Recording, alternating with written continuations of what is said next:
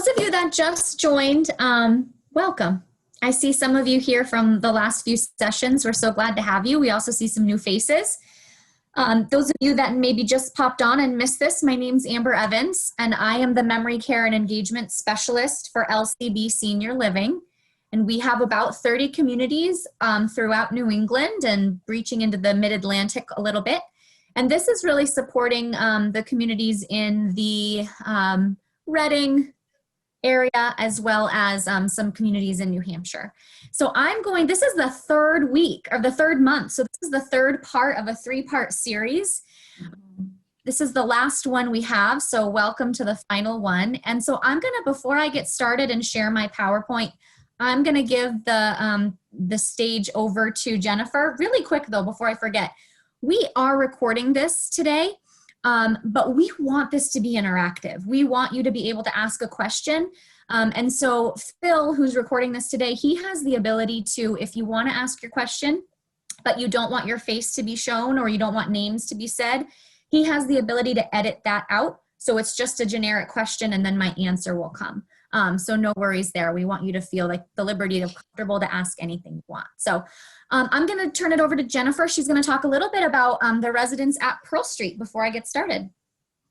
Okay, thanks, Amber. And huge shout out and thank you to you, Amber. I know that I've gotten feedback from families that are just so thrilled to have your expertise and to, be able to share with our families. And that's really sort of at the core what LCB is about, not only, the new residents that we invite to our community, but it is also to educate families, because families become part of our family too. It's not mom or dad, it's families, and that's our role to assist and help and educate.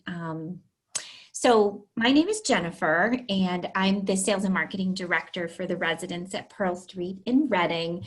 We are an independent living, assisted living, and of course our Reflections Memory Care community we have at Pearl Street. My role is to meet families, sort of understand their situation, and share information about our community. And one thing I wanted to point out, sort of one central theme, because I do speak with a lot of families, that I have noticed is the lack of engagement and isolation that seniors are currently experiencing at home. And because of isolation and COVID. In fact, the last 2 residents that moved into our community were completely independent ladies that, just really were having a hard time with just being by themselves in isolation. They're still driving, don't need any help with any physical tasks, but they really were looking for that engagement and that peer interaction. And we were thrilled to welcome them to our community. So often in senior living, there's this sort of association that, we're there to help with the physical aspects of our residents.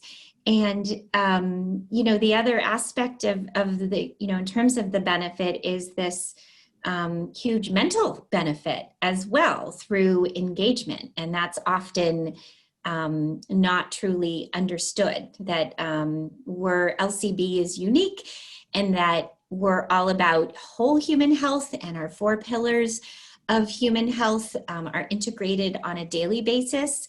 That's physical, cognitive, social, and emotional experiences with our residents. Are very important to our LCB philosophy.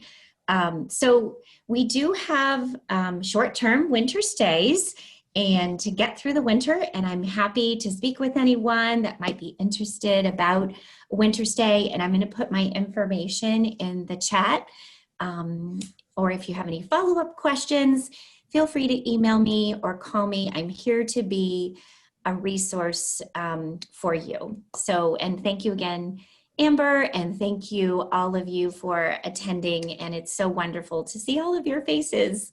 I get excited when the Zoom session starts. It's like, Faces. People. I know. And it's funny, Jennifer, she talks about engagement, and Pearl Street is one of my favorite communities to visit because it is always hopping. Beverly does such a wonderful job at just creating such a great social emotional life there. So that's for sure. Thank you. Let's take a look at this evening's presentation. Everybody can see, Jennifer, I'm going to take a cue from you. Can you see the PowerPoint? Yes. Okay. Okay, great. So the first month we were together, we talked about the difference between Alzheimer's disease or related dementia and natural cognitive aging. We really looked at the difference. How do we know if it's natural aging, if it's mild cognitive impairment, or if it's true dementia? So we explored that. And then last month, the second month, we talked about all of the different types of dementia. We know now that there are over 100 different diseases that cause the symptom of dementia. And so this month, our final series, I kind of combined two things. We're going to talk about how to connect and engage with someone with dementia, but I'm also going to talk a little bit about self-care at the end. My guess is that a lot of you on this Zoom are either a caregiver or maybe somebody who's interested in hearing more about cognitive impairment and dementia for yourself. Either way, we got to take care of ourselves. And so we're going to talk a little bit about that at the end. The mental health professional in me couldn't let this series go without a little self-care talk. So here's how what we're gonna do. We're gonna do a little review for anybody that missed, not too much, but just a little bit of information that will be pertinent to get us through the next 45 minutes or an hour together. We're gonna take a look at communication and the why behind certain interventions as it relates to communicating with someone with a cognitive impairment or a level of dementia.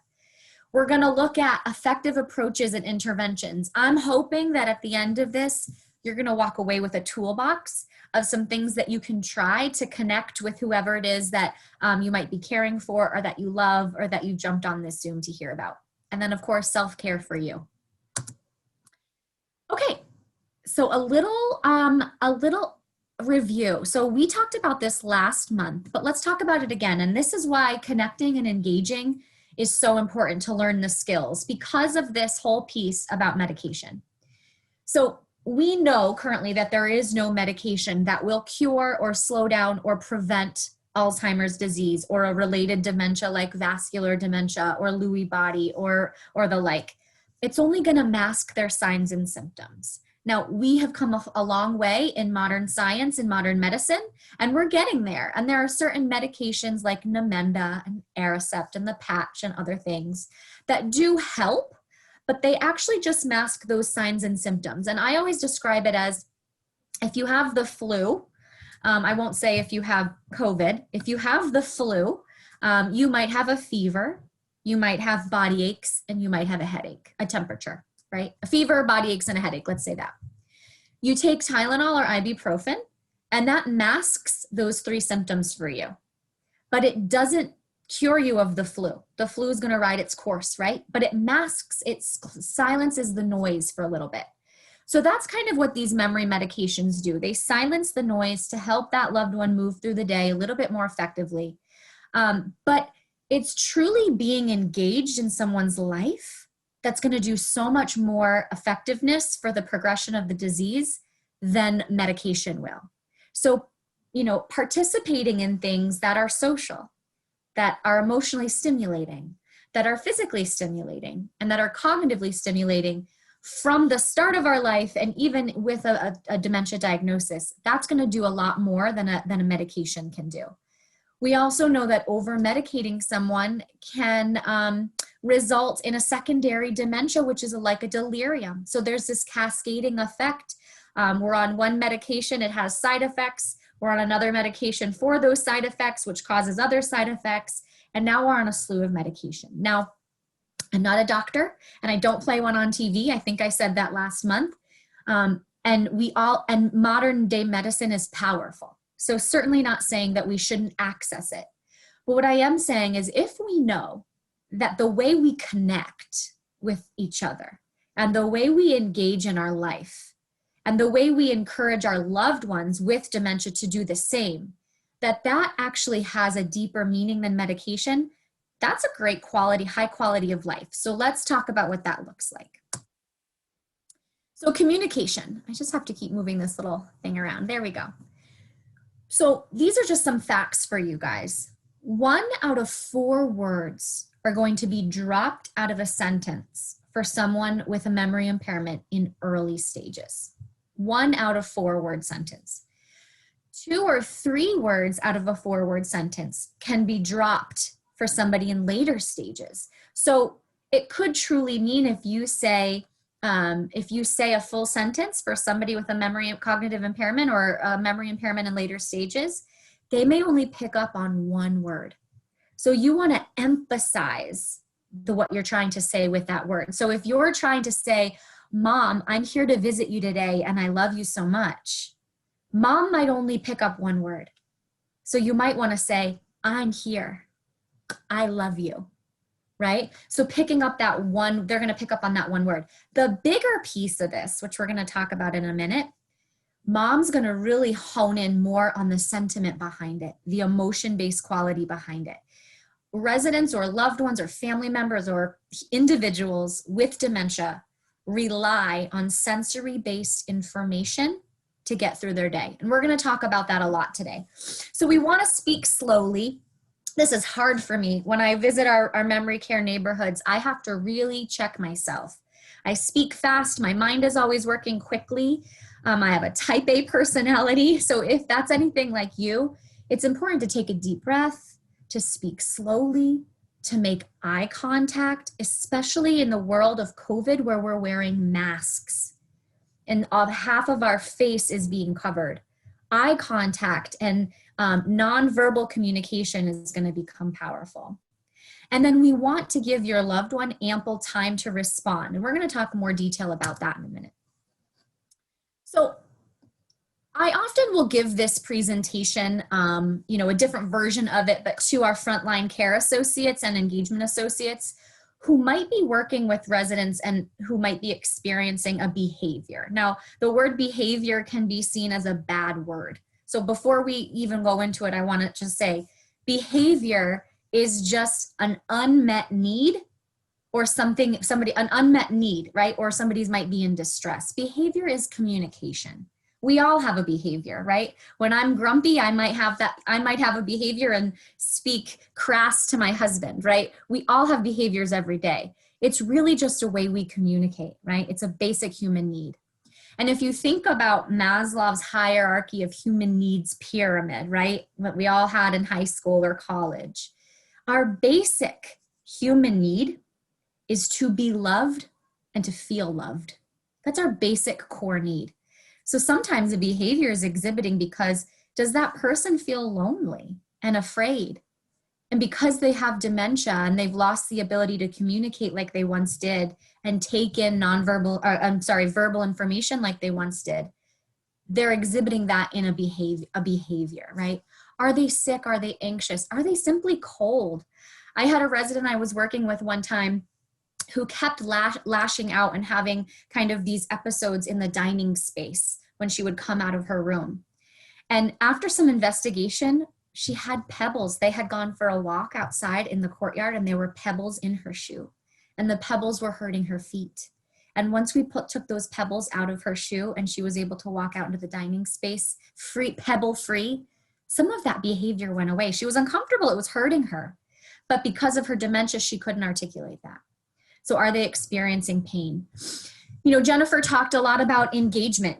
Assisted living isn't just about, administration of care. It's also about experiencing a sense of belonging, a sense of purpose. Our purpose doesn't end as we age. Eric Erickson, he's a psychologist who has stages of development.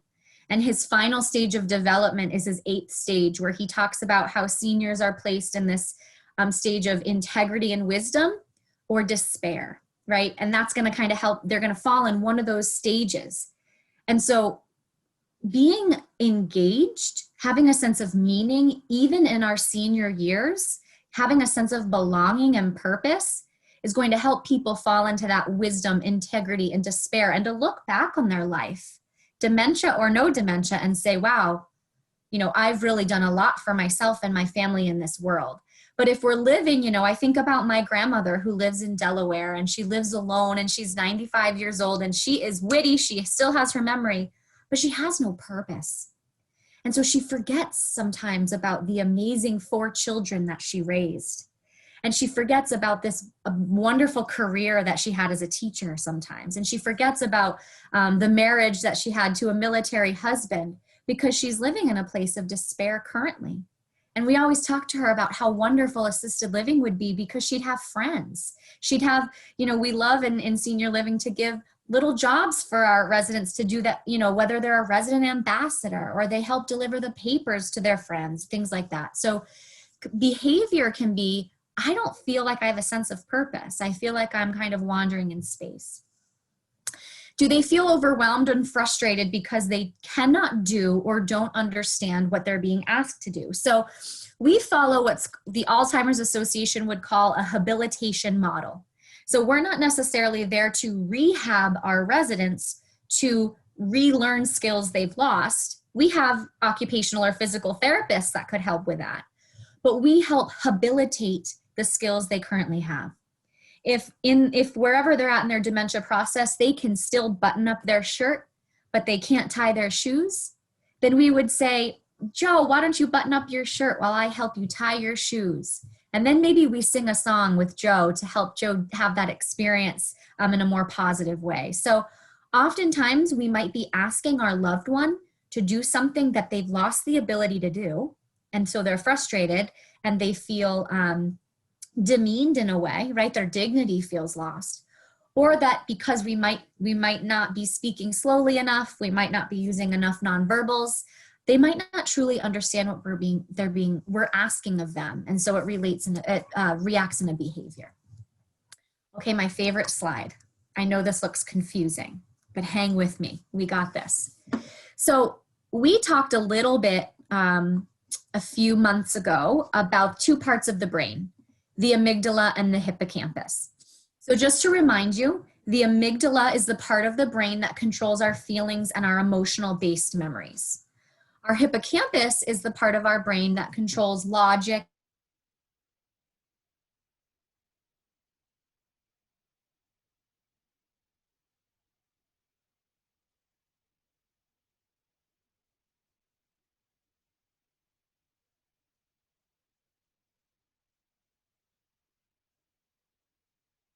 on the scene. But when the police officers came to interrogate me to find out about what happened, they asked me questions like, what was the make and model of the car that hit you? How many people were driving? What did the driver look like? What was the license plate? What color was the car? Which way did they go? I had no ability to remember that part of that memory because that was my hippocampus, logic, fact, reason. And when we experience something intense like that, our hippocampus takes a back seat. It's a way to protect the brain. If somebody's experienced trauma, if somebody's experienced a childhood trauma, sometimes they don't remember the specifics, but maybe they hear a song and it reminds them of a time that they had that experience, or the feeling of cold might remind them of a time in their life that was distressing. What I could remember from this hit and run accident, I could remember the song, the Beatles song that was playing in my car. I could remember the feeling of my body being whooshed back and the wind blowing my hair, and I could remember the clouds I could see through my sunroof. I could remember the impact of my body moving forward. So and I could remember fear, right? That's the amygdala-based memory. So if you look at that first slide, which is on the top left, that's a healthy brain. That's you or I. So you can see that all of those books are well intact and on the bookshelf. This is a normal brain that's functioning where the hippocampus and the amygdala are playing in tandem just fine. If somebody has very intense trauma in their history, it might look a little bit different, but for the most part, that's a healthy brain. If you go down to the bottom left, that's early stage dementia. So what you're noticing are there some books falling off on that top shelf. Only a few, but those are in the hippocampus side. Those are our short-term memories. So our short-term memories of our hippocampus go first. So those are things like, what did you do today, Mom? Or what did you have for supper? Or even moving into an assisted living or a memory care neighborhood. Or what are you talking about? I just visited you yesterday, right? These are memories that are not going to retain for somebody in early stage dementia, because those short-term memories are falling off, those books are falling off the bookshelf. Maybe a spouse or a loved one have passed away in the past, 6 months to a year, and that loved one might not remember that happened. So short-term memories fall off first. But if you look at the amygdala in the early stage dementia, there are no books off the shelf. The amygdala has no change in early stage dementia. So emotions are still functioning at its highest capacity, even though memories are dissipating.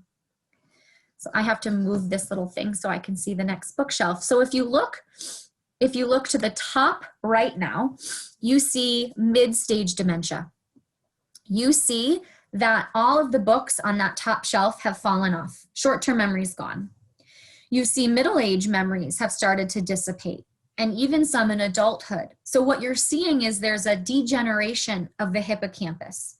We're losing more memory. So this is where, maybe even if there was, so I think about my grandfather again, he had Alzheimer's disease, and he also had vascular dementia. And so when my mom's dad and my mom's mom got divorced when my mom was in her 20s. And my grandfather went on to marry the love of his life when he was in his 50s. But when he developed his dementia, he would wake up looking for his first wife, not the love of his life, Claudette, that he'd been married to for so long, years and years, right? And so here's where we can fall short. So if you look at the amygdala, yes, there are some books that have fallen off that first shelf. This is a brain degenerative disease, so it does degenerate, but there is no comparison to that logic, reason, fact part of the brain, as you can see. So when my Pepe woke up looking for his first wife, and Claudette, his second wife, said, "Ray, what are you talking about? You've been married to me for 30 years. I'm the love of your life. What do you want her for?" Right? His emotions still felt confused. He still felt sad. He still felt alone. He still didn't understand where he was in time and space, because the emotion-based part of the brain is functioning quite well still, right? That's why if we say to someone, "I already told you this, we already talked about that," or "Don't you remember?" They're not going to remember the logistics, but they are going to remember the emotion of that experience and that exchange with you. And so if you look at the bottom right, you see late stage dementia. You see all of those books are starting to deteriorate on that hippocampus side. These are those loved ones that really hold on to those childhood-based memories. So we oftentimes in late stage dementia, we have residents asking for their mommies and their daddies, right? Because they're reverting back to those memories. But if you look at the amygdala, and again, books are falling, but is there any comparison to that hippocampus? There truly isn't. And so what that tells us is we need to speak to the emotion-based part of the brain when we're speaking to our loved ones with a memory impairment. And we also need to be careful of what we don't say, because that emotion-based part of the brain is functioning at a higher capacity. So how do we do that? What does that look like? So let's talk first about how to help the amygdala, the verbal part, okay? So we want to ask one question at a time, and we want to allow time for response. So let me show you what I mean. And I see this happen a lot. And we do this out of innocence. We don't mean to do it. But we ask our loved one a question. That loved one with dementia is processing the question. They've come up with an answer, and they're about to say it, but we already have felt too much socially awkward time for them to respond, so we've already asked another question. So we do that because we want to support them and help them, and it feels like, okay, let me help mom or dad or a husband, wife, friend, whomever through this. So let me ask another question another way. But what we do is we limit their time of being able to respond back. So just remember to allow time for that loved one to respond. you're going to notice intuitively, okay, I need to help out a little more. Maybe I need to ask it a different way, but ask them a little bit more time than what you would think is socially acceptable in a normal day-to-day conversation. You want to avoid disagreements.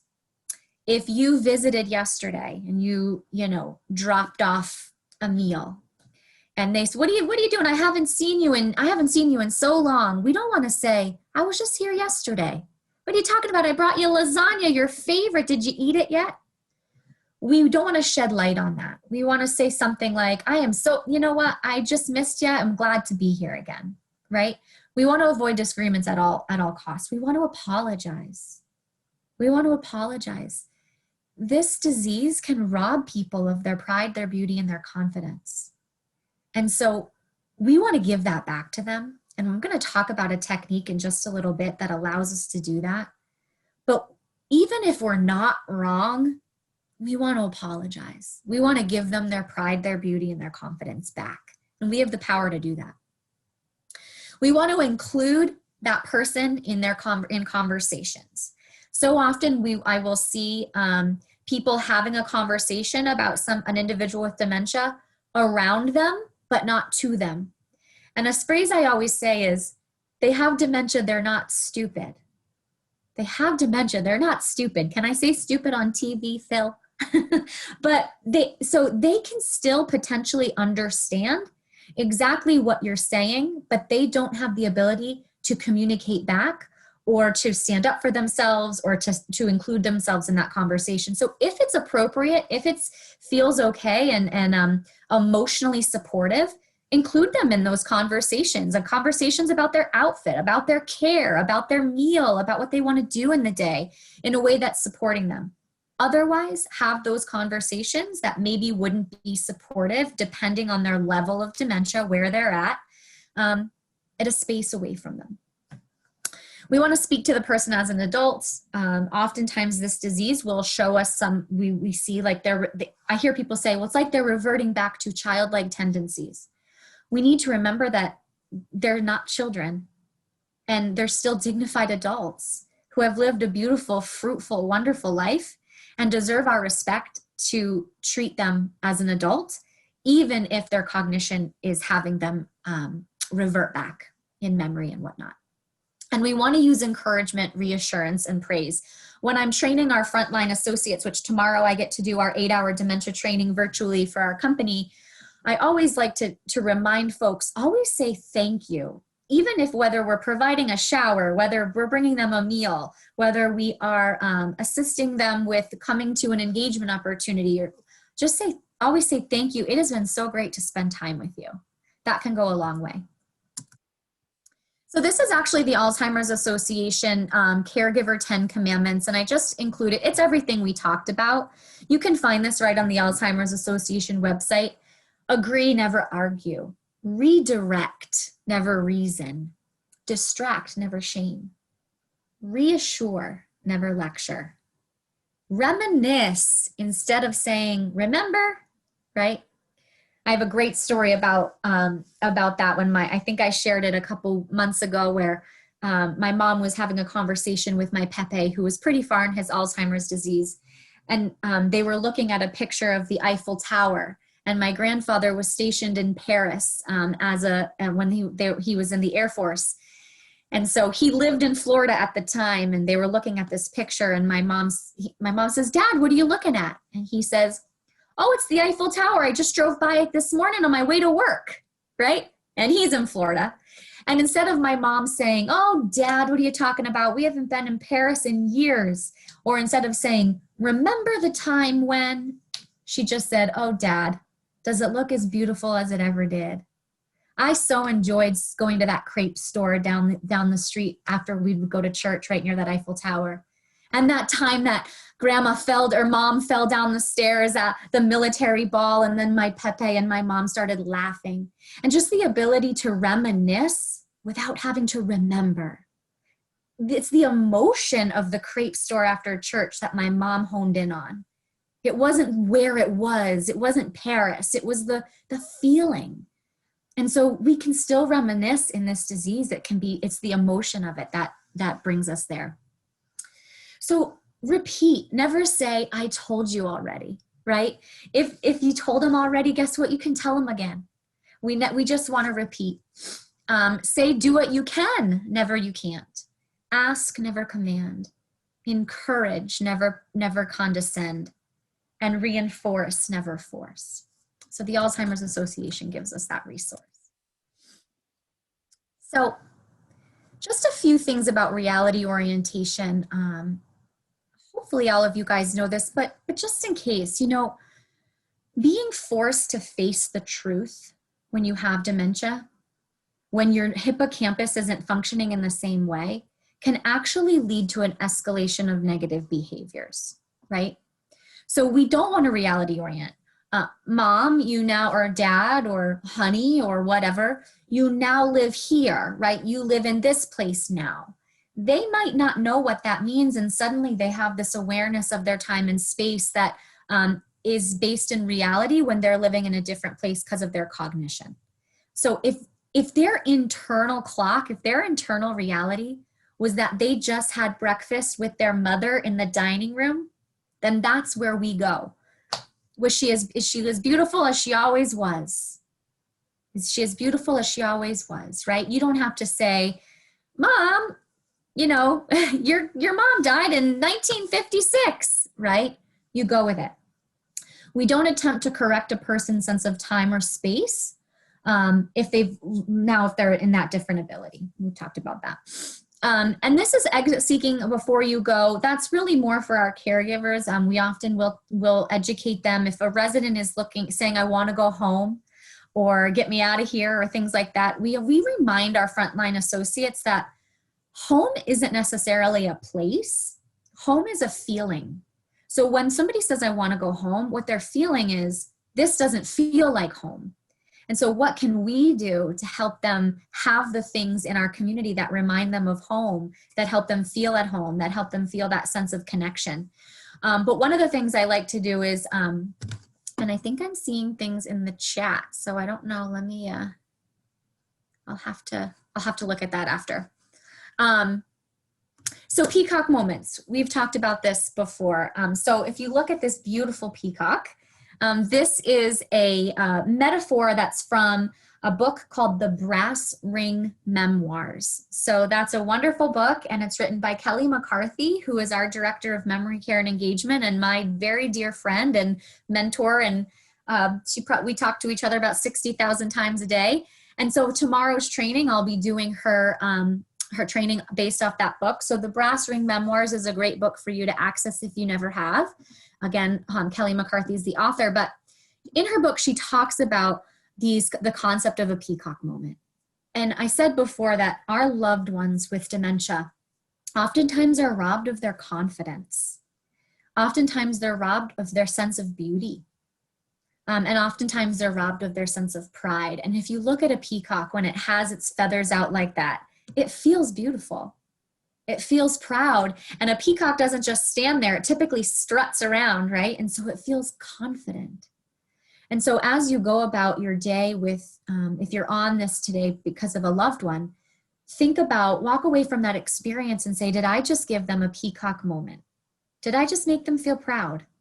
Did I make them feel beautiful? Did I make them feel confident? And if the answer is no, don't beat yourself up, because this is hard. It's hard stuff. But you'll know the peacock moment is a self-reflective tool for us to think, okay, next time I can do it differently. Next time I can say it this way. And so I always share, when we see one of our residents just got their hair done, say something. I don't like it when my husband doesn't notice when I get my hair done, right? Mom, you look beautiful. Or Janet, it's so good to see you today. Did you just see the hairdresser? Or even a simple getting to eye contact level. I know it's COVID and social distancing and mask wearing and touching. All of this is very different now. It's not going to be here forever. We're going to go back to normalcy. I know it sometime soon. But finding the ability to be present with someone in a way that helps them feel proud, beautiful, and confident, so that they do feel, and again, that's going to give them a sense of presence in their day. that's going to help them have less behaviors, right? Less behaviors because of feeling sad or anxious or alone, and what have you. Okay, this is one of my favorite slides, and Kelly and I actually researched this slide in tons of different ways so that we knew it was, you know, researched and science-based and not just some sort of slide of nothingness. So this is all science-based, and you can find all these periodicals about it, about communication and the power of nonverbal communication. So 7% of what we say is 7% of how we communicate is what we say. Only 7%. So I'm saying a lot of words right now, but really only 7% of how you're going to retain it is what the words I'm actually saying. 38% is how we say those things. So do we change the inflection of our voice? Do we talk softer? Do we talk louder, right? You know, if I come home from work, my poor husband's getting a bad rap tonight. If I come home from work and I'm in a bad mood and my husband says, Amber, how are you? And I say, I'm fine, everything's fine, right? He's gonna know I'm not fine because of the way that I say it. 38% is how we say it. 7% is only what we say. But 55%, over half of the way we communicate is what our body language is saying. You know when you're around somebody, if you've just entered a room, that maybe they don't want you in the room. Or that somebody's not enjoying themselves and being there. I can tell in my trainings when people are like, oh, this is so boring, I don't like this, right? Or they worked an overnight shift and they're tired or what have you. So 93% of how we communicate, this is with or without dementia. This is just in general. 93% is nonverbal. I love this slide as it relates to dementia because I think it gives us hope. Because if you have a loved one who has dementia and maybe they're aphasic, maybe they're losing their ability to speak and comprehend language, don't worry because only 7% is the actual language. 93% of it is what we're doing with our body, how our voice is going up and down, what our facial expression is saying. So we actually have, this is powerful. If you add dementia on top of it, it's okay. We still have the ability to communicate effectively. We just have to make sure our nonverbals are in check, which is why I put self-care at the end of this, because it's hard to present yourself in a positive light when you don't feel positive internally, right? So we're going to talk about that in a minute. So some more tools for you guys. I'm going to try to go through a series of tools. So this is something called Quilting a Conversation. This is from a different book, which is called The Dementia Concept, and it's written by Joshua Freitas. And he's phenomenal. He is a VP of memory care at Certis Senior Management in Florida. And he wrote this awesome book. And we're going to talk about some of the theories that he explores, but quilting a conversation is the idea of taking two social topics and quilting them together like you would fabric. So if you think about it, if you're having a conversation with someone with dementia, you might not stay on track. You might go to all different conversations. So we might start talking about the Red Sox and end talking about a snowstorm. And so quilting a conversation is having the ability to weave through those social topics without having to keep that loved one with dementia on track. So you follow they're giving you the fabric and you're quilting that conversation together to make that conversation feel seamless, even if their memory is taking us in multiple different directions. So I hope that makes sense. It makes for more rich conversation, which allows for self-expression. So if we try to keep someone with dementia on a topic, they might begin to lose that sense of pride, beauty, and confidence. But if we go with where they are, and that might really increase that sense of going with where their memories are at and being present with that peacock moment. Because they're going to go into their long-term hardwire memories, right? And that's where we want to go with them. All right, lots on this slide. So let me just move this. I keep having to move the screen. So these are some more specific interventions. We may have talked about some of these last month. These are techniques that we talk about a lot at LCB to help our frontline care associates as they move about their day. So hopefully you find some of this helpful. One of them is a technique called melodic intonation therapy. It's a music therapy technique that uses the use of music to help with speech. So I'm just going to explain it by sharing a story that's in Josh's book. So he talks about a gentleman that he was working with who was aphasic. So that means losing the ability to speak and formulate language. He was kind of in a mid-stage dementia, but his granddaughter was getting married. And he really wanted to stand up at this wedding and give a speech. But he was slowly losing his ability to put those words together, put those sentences together. So Josh worked with this gentleman for a series of months and was able to orchestrate a speech that he wanted to say and the gentleman felt good about. And they practiced that speech to the song, My Country 'Tis of Thee. This gentleman was a war vet. He cared about his country and he knew that song. It was hardwired in those long-term memories. So they took the tune of My Country 'Tis of Thee, the words to the speech, and they practiced it over and over and over. And the day of his granddaughter's wedding, he got up and he sang the speech because it was hardwired. So the cool thing about melodic intonation therapy is it touches the amygdala. You saw earlier that the amygdala doesn't deteriorate in the same way as the hippocampus. The amygdala is, you guys know this. You suddenly hear a song that you haven't heard from high school and you remember every single word and you have no idea how you remember every word. It's because it's stored in your amygdala. And if you had a memory of your first kiss or your first dance or it's your wedding song, that memory is going to be even more harnessed there.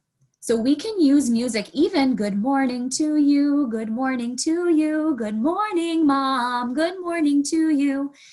That's a tune of happy birthday. I just sang happy birthday to a friend this morning, right? How many times throughout the course of the year do we sing that? So mom, if she's aphasic, she still might be able to sing it back to you because it's tapping into her amygdala. So that's one of my favorites. Rhythmic auditory stimulation is an occupational therapy technique. I know this sounds like a lot of words. All this means is using music with a steady beat to help with gait. So somebody with Parkinson's disease, somebody with Lewy body dementia, somebody with vascular dementia, they might have a shuffle gait. And if you could see me, I'd stand up and do it, but their feet kind of shuffle on the floor. That increases their risk of falling. It might also take away their ability to walk independently. So using a song with a steady beat, off we go into the wild blue yonder, a song that they might like on a smartphone or singing it, they're automatically, what's going to happen is because that amygdala function is going to go to the motor cortex of the brain, they're going to march. So there's this really cool YouTube video. If you look it up, and it's one clip, is an occupational therapist working with somebody with Parkinson's disease. And she has a gait belt on him and she's trying to hold him to help him from not falling because he has that shuffle gait. He's holding a walker. And so she's saying, okay, come on, Joe, pick up your foot. Well, you can do it, Joe, pick up your foot, one foot in front of the other, which is so not dignified. That's so not a peacock moment, right? But the next clip, she has her phone out. No longer does he have a gait belt on. He has his walker in hand and they're marching and he's smiling and he's marching as he walks with that walker. And so they're enjoying a moment together. What he experienced is I'm singing and walking with a friend, but what she got was to him to walk safely and really use some of that his motor skills. So I love that one too. Hand under hand approach is if somebody's starting to lose their ability to care for themselves on their own, brush their teeth, brush their hair. Instead of doing it for them, you kind of harness your hand under theirs. So if this was my loved one and this was me, you harness your hand under theirs so you can help brush their teeth, help comb their hair. If I was with you guys, I'd have a participant come up so this didn't look so awkward. But they have a sense of independence in the process. And you can even prime them. So you can even prime them if they're eating to help eat, and then prime the movement and move your hand away. They might still have the ability to do that because some of that motor-based memory. If somebody's having some obsessive tendencies like hoarding or taking things and putting it in a purse or things like that, something that we can do rather than stopping the behavior, because if we stop it, they're going to find another way. That's an outlet. They need an outlet for something, so we can't stop it. But giving them tasks, organization tasks, right? Can we organize papers? I know actually Vanessa at Pearl Street, she has a list of things that she has residents help her do if they have those sort of obsessive tendencies, and it gives them purpose. It gives them a sense of, I helped Vanessa today. So that can be really powerful. We want to avoid dark rugs in working with someone with dementia. A dark rug can be perceived as a hole or something scary. So we don't want to have dark rugs on the space, like a mat by the door, things like that, where you'd put your boots in the winter time. That can actually be scary, and that person might not want to go that way. We like to reduce mirrors. Doesn't mean we don't have mirrors in our memory care, but oftentimes if a loved one or a resident is to look at themselves in the mirror, they don't recognize themselves, right? They may see their father or their mother, and it can be really disheartening for them. So we have things that we do to help support that resident, whether it's a mural on their mirror, that all pictures of the past are happy things. So we have interventions that we can help support that. But if your loved one is experiencing that, maybe remove the mirror or put things over the mirror that would make them happy. Letters from families, family members, if they can still read. We also want well-lit spaces. So we don't want the lights dim throughout the day, because it can have that person might confuse daytime and nighttime, and they can get their circadian rhythms all screwed up, or they can experience something called sundowning, where they're not sure if it's nighttime or daytime, and so they start to experience anxiety, and so that comes out in behavior. So we want well-lit spaces, but also light helps us, even if it's artificial light. It helps our exposure to serotonin and dopamine naturally in our brain. It is so dark outside right now. It was dark before we even started. So especially during this time, we need to help our loved ones with dementia understand at 4:30 actually isn't nighttime yet, right? And so we want lights on. Music. So if you are accessing music to help calm your loved one or to help redirect or to help have a positive experience together, the music that will be most powerful for them is music they enjoyed from 18 to 25 years old. That's the part, and that, and this is what I shared before. I mean, the music of that time for me is the music that I have the most emotional memories to, right? Other than the song I walked down the aisle to, well, I guess I was under 25, so that works too. But you want to harness those. That's the one that they're going to feel most connected to. There's a lot to get through, and I actually don't even know what time it is, so hopefully we're doing okay. I'm going to just check. We're doing great. Okay, so the mirror neuron. So I love the mirror neuron. We're going to talk about the mirror neuron in a little bit, but I'll harness in on it quick. We all have neurons in our brain that trigger to tell us to do something. So if I had a cup of coffee here and I wanted to take a sip, I had a neuron that triggers to say, Amber, take a sip. I pick up my coffee, I take a sip. You simply just watching me take that sip of coffee, you have a neuron in your brain that triggers, and it's called the mirror neuron. So your brain thinks it almost as if it thinks you took a sip of coffee too, even though you didn't. That's why when you're walking by someone and they smile at you, your first inclination is to smile back at them, right? Now we can't see anyone smile because they all have masks on, but you can see it in their eyes, right? So the cool thing about the mirror neuron is we have the ability to express ourselves non-verbally and have that reverberate with our loved one. We don't want to do it in a way if our loved one's distressed. Have you ever been in a bad mood and somebody comes in all jovial and that doesn't feel good to you? We want to match them, right? And then help them out of it. But if they're in a good space, we want to use our nonverbals to help keep them there. There's a lot of power.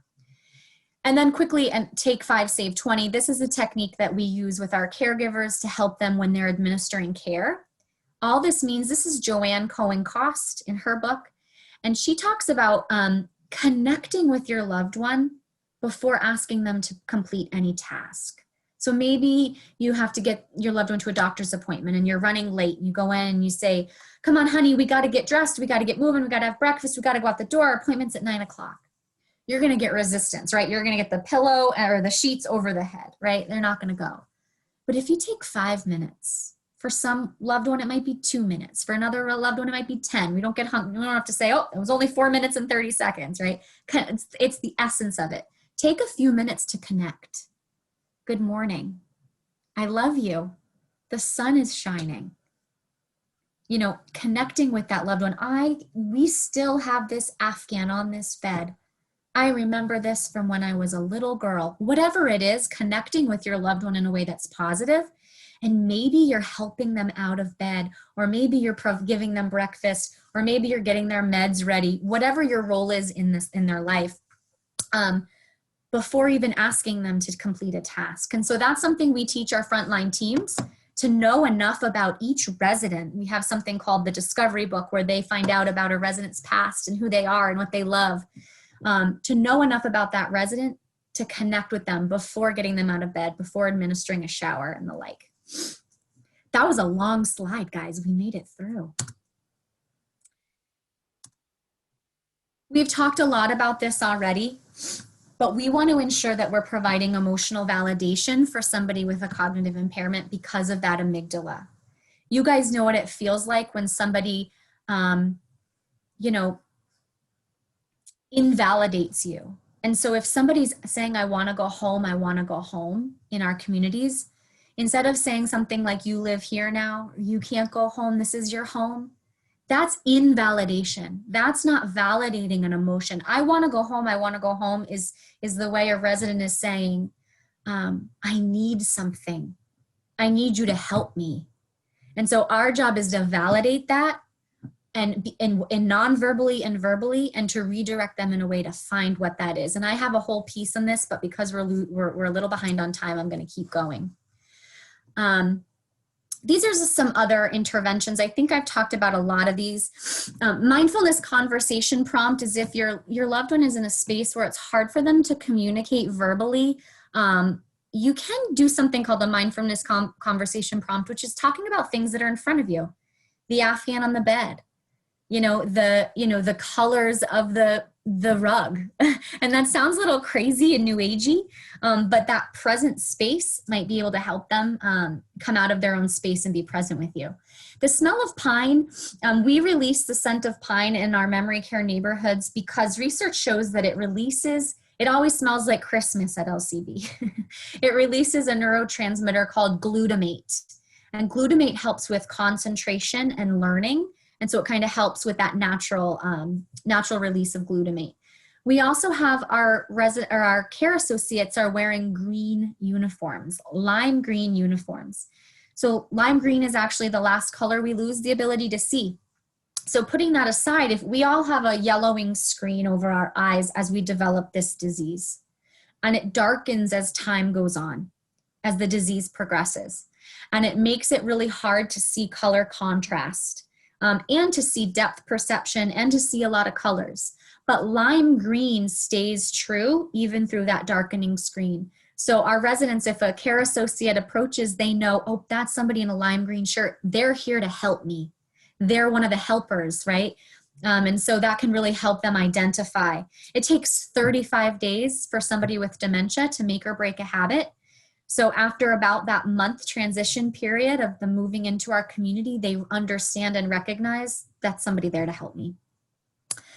Conversation sorting is really an engagement tactic we use. I'm going to keep going because we have so much more to talk about.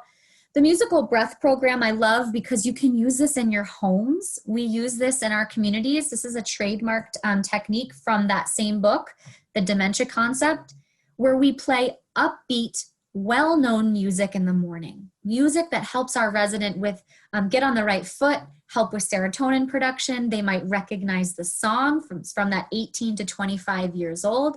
They feel a sense of familiarity.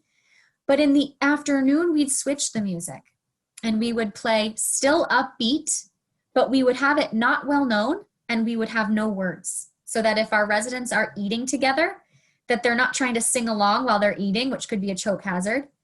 Or if they're singing along, they're not socializing with each other, and we want them to have that piece of socialization. And then lastly, in the evening, we would play something, I just like to say this because it makes me sound so fancy, non-biharmonic music, which if you're a musician, you know is just a fancy way of saying music with one sound.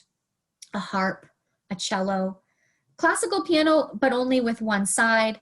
And so that helps with that natural melatonin production and helps our residents kind of ease into the evening in a way that's calming. So that can be used in your home. Music is so powerful for people with dementia because it taps into the amygdala. And then quickly, I can say, you know, we really pay attention to, and things you can do in your home as well, color. Because of that darkening screen I just talked about, we use yellow plates in our dining service in reflections in our memory care neighborhoods, because it allows for depth, it allows for color contrast of food on the plate so that our residents can have more independence in seeing their food and eating themselves. We have an apricot orange placemat underneath because they can see the perception of where the plate is and where the table begins. And it also, those are both activator colors. They're colors that help us feel good, right? So just some non-pharmacological stuff. We've talked about the mirror neuron and how it fires, and so how it helps us feel empathy. And so we can use our nonverbals to help influence the day of our loved ones and our residents. So just really quick, of course, I leave the really quick, the most important part for the end.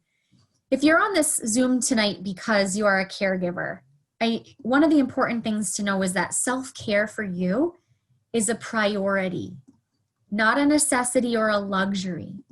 And so even just in living in COVID world, we all are finding our own little tragedies that are happening.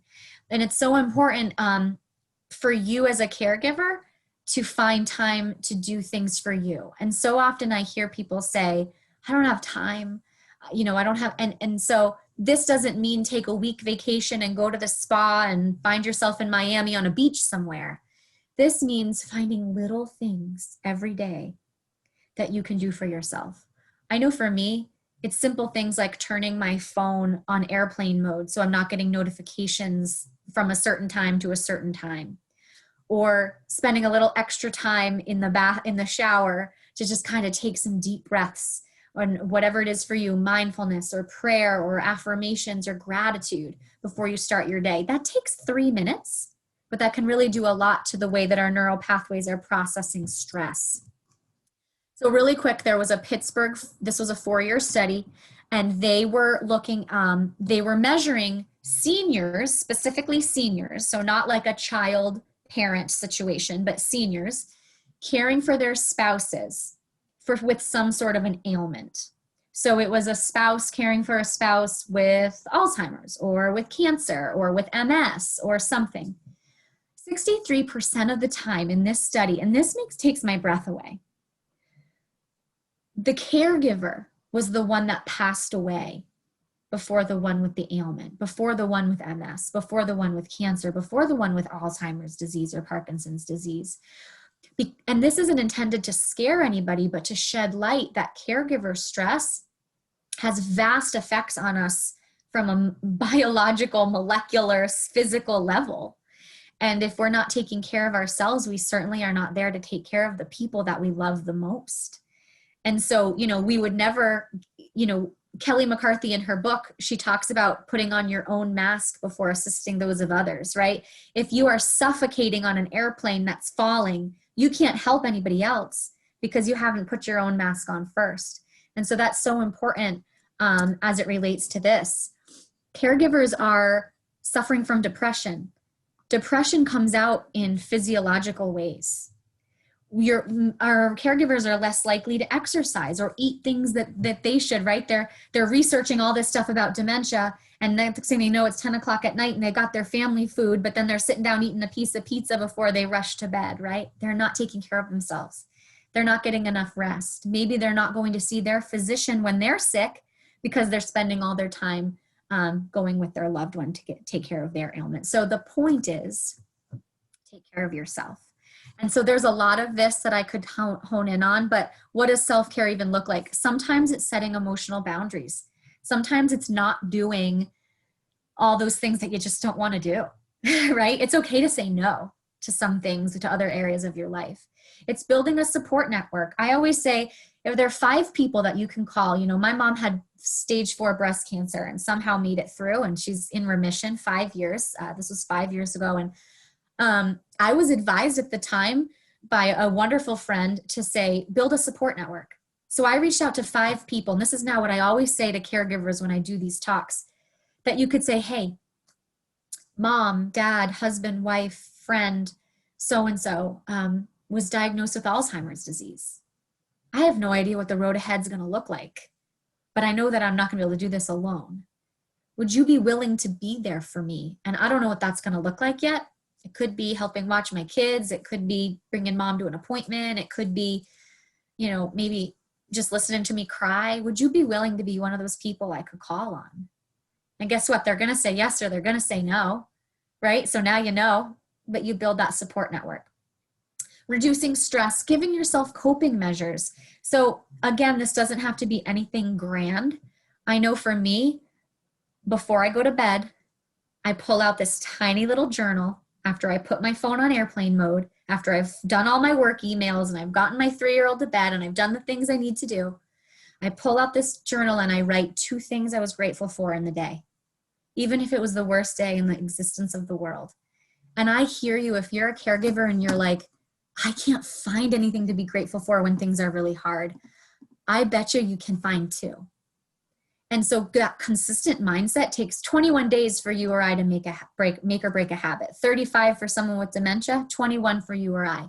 If we did that consistently, we would see compounding effects. Okay. So I actually have, and I can certainly, I'm going to actually stop sharing my screen and share a different thing because this isn't the last piece of my presentation. I have something called a self-care assessment worksheet that I can certainly give Jennifer or Kaylin or Brittany or whomever, Sandra, whoever invited you to this. And they can give it to you. And it's a kind of a self-assessment, and you check off the things that you do. You kind of rate it. Oh, I never do this. I rarely do this. I occasionally do this. If you're anything like me, sometimes I don't have the best self-awareness. And so it's good for me to know what I'm doing and if I'm taking care of myself, right? And something as simple as spending time with others who you enjoy, right? Making time for reflection, spending time in nature, whatever your things are. So I can certainly give that to anyone who invited you to this. So that is series 3, guys. That is series 3 of our 3-part dementia series. That was a lot. I know that was a lot. So I hope that some of this was helpful. I am happy to take questions. You can unmute yourself and ask. There is a chat bar. You can certainly type in the chat. And if you feel like you don't want to ask a question right now, Jennifer has, and whoever invited you to this knows my email is certainly accessible to you. And you can shoot me an email, and I'm happy to connect with you that way. So I will give it a minute if there are any questions.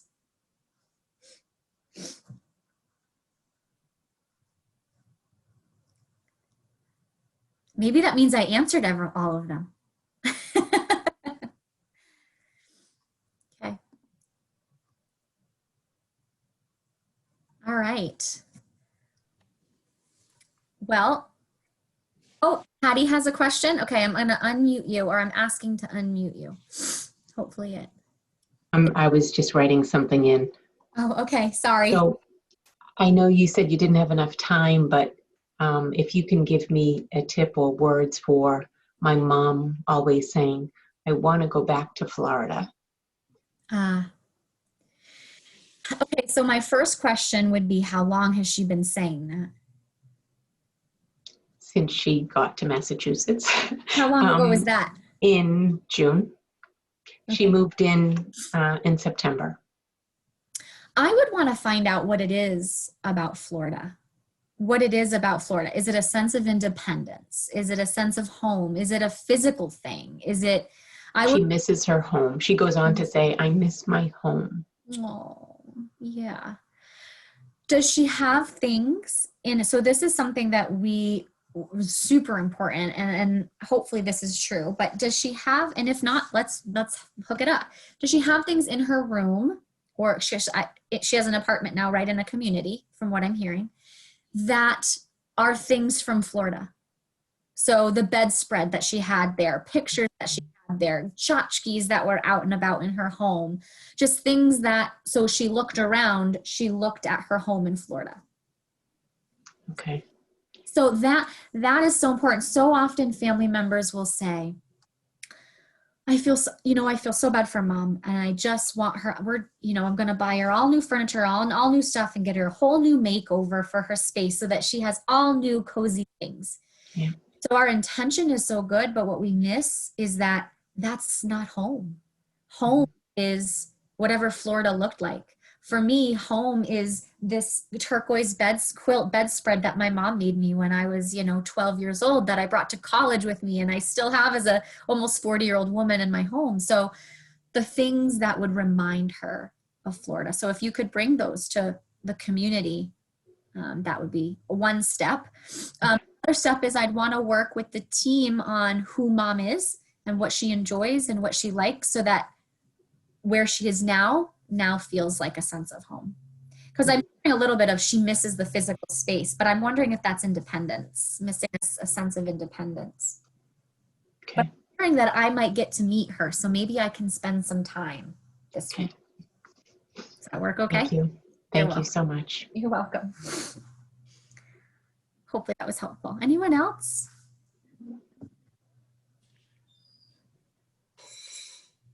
Okay. Thanks for joining the series, guys. Jennifer, I don't know if you have anything else to add. No, thank you everyone for coming, and thank you so much, Amber. I feel like I learned something every time I listen to you. Cool. Good. Love it. So I missed the first 2 sessions. Do you have those taped? We do. Okay. And I will get my hands on those and figure out a way to get those to you, Patty. Okay. Thank you. And I'm sure we will do this again. We try to do something like this quarterly. So I know that other communities book me. So I can always let Jennifer know if, so that she can kind of spread the wealth too. So thank you guys. You're amazing for everything that you do every day. And Jennifer, feel free to give my email out. I'm happy to be a resource. And have a great holiday, everybody. Sure. Okay. Bye, everyone. Thank you. It was a great series. Awesome. I'm so glad you joined, Tom. Wonderful. Thank you.